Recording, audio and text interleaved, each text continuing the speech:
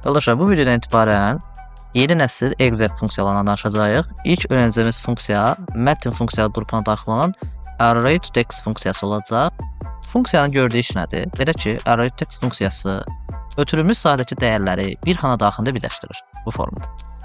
Bu text join funksiyasına bənzədə bilərik. O da müəyyən dəyərləri bir xana daxilində birləşdirirdi. Bu da işi görür. Fərq ondan ibarət ki, biz burada ayrıca təyin etmirik. Boş xanada ignore et demirik. Sadəcə array'imizi ötürürük, o da birləşdirir. Bunun ikinci arqumenti format adlı arqumentdir ki, bu arqumentin gördüyü iş birləşdirmənin formasını təyin edir.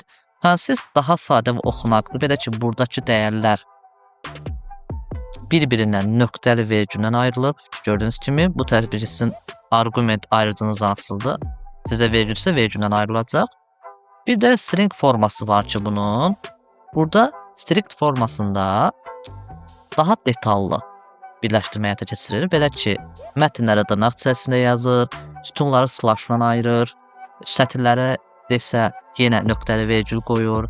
Detallı bir birləşdirmə həyata keçirir ki, biz bundan çox da istifadə etmirik.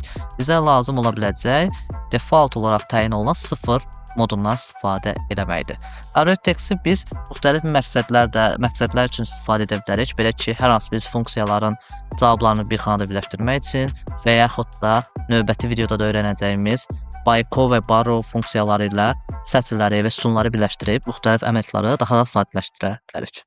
Sən də exec funksiyalarını bu formada sərbəst şəkildə istifadə etmək istəyirsənsə, mənim Udemy-dəki exec funksiyaları kursuma baxa bilərsən.